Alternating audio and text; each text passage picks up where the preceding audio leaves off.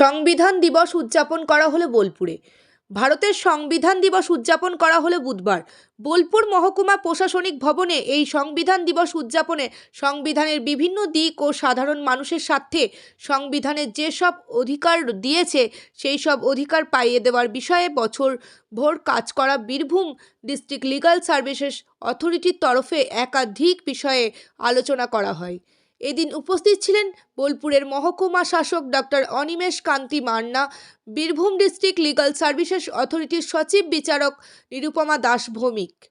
Birbhum district legal services অথরিটির তরফে মহিউদ্দিন আহমেদ জানান, প্রতি বছরের মতো ডিএলএস এর তরফে সংবিধান দিবস পালন করা হয়। এখানে বিভিন্ন স্বেচ্ছাসেবী সংগঠন, আইন কলেজের ছাত্রছাত্রী সহ সাধারণ মানুষ অংশগ্রহণ করেন।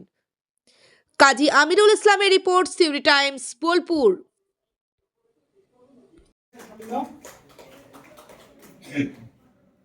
আমাদের সাধ্যমতো তার কাজকে উৎসাহ জানাচ্ছি, পরিবেশ জানাচ্ছি।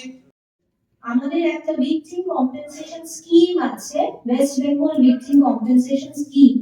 সেখানে যারা ধর্ষণের শিকার হয়েছে, যে মেয়েরা রেপ ভিকটিম বা অ্যাসিড অ্যাটাক, মানে খুবই দুঃখজনক যে যেই কারণেই হোক কোনো মেয়ের উপরে অ্যাসিড অ্যাটাক করা হয়েছে, অ্যাসিড ছুঁড়ে ফেলা।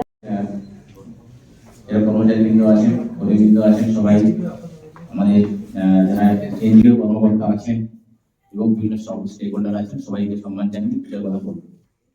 আমার যেটা বলার বিষয় সেটা হচ্ছে, আজকে এখনই স্যার বলছিলেন যে আমাদের গণপরিষদে যে সংবিধান গৃহীত হয়েছিল আজকের দিন, সেই গ্রহণের সঙ্গে সঙ্গে আমরা অনেকগুলো অধিকারগুলো পেয়ে গেছিলাম। যে কি অধিকার পেয়েছিলাম, আজকে আমরা সমস্ত ধর্মের, সমস্ত বর্ণের, সমস্ত জাতির মানুষ যে এখানে যে কোনো জায়গায় একটা অ্যাসেম্বল করতে পারছি, আমরা এনজিও করতে পারছি। এই অধিকার কোথা থেকে এসেছে? সংবিধান থেকে এসেছে।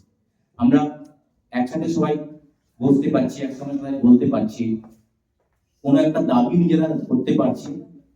আমাদের দেশে এই অধিকারটা কিন্তু সবটাই আমাদের সংবিধান থেকে এসেছে। এই যে অফিস পরিচালনা হচ্ছে, অধিকার সংবিধান থেকে এসেছে।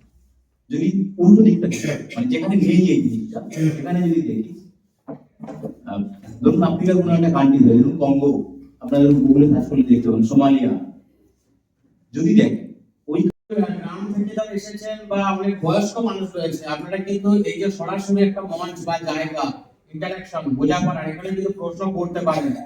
আর ম্যাডাম যেটা বললেন যে হাইকোর্টের সাহায্য করা, আমাদের এসসি এসটি ফোরামের সুবীর যে গিয়েছিল। সংবিধান দিবস উদযাপন হলো, কি বলবো, কোথা থেকে এসেছে? হ্যাঁ, আমি এসেছি মেনলি বোলপুর থেকে। আমি বোলপুর শ্রীনিকেতনে থাকি।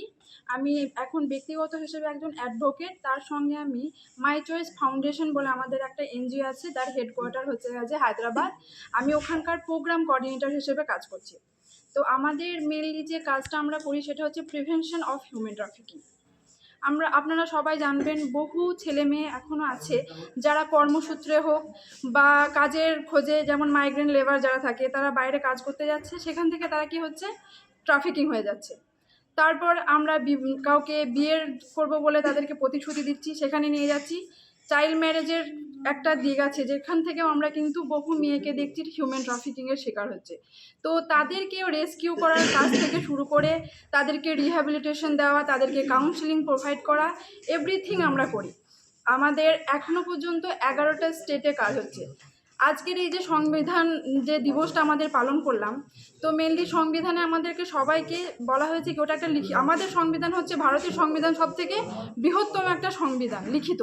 তো এটা আমাদেরকে অনেক দিয়েছে, অধিকার দিয়েছে, তো আমাদেরকে সম্মানতা দান করেছে। তো আমাদের মেনলি যেটা দেখতে হবে যে সবাই যেন সমানভাবে চলতে পারে, সব ইকুয়ালিটিটা আমাদেরকে মেনটেন করতে হবে। ছেলে মেয়ে আমরা যেন বায়াসনেস না করি, সবাই যেন, শিশুরাও যেন তাদের সুরক্ষা দেয়, ওমেন তারাও যেন সুরক্ষা পায়। এই দিকগুলোকে দেখে আমরা এই দিনটাকে আর কি সঠিকভাবে তবে আমাদের পালন করাটা আমাদের সার্থক হবে। কি বার্তা দেব?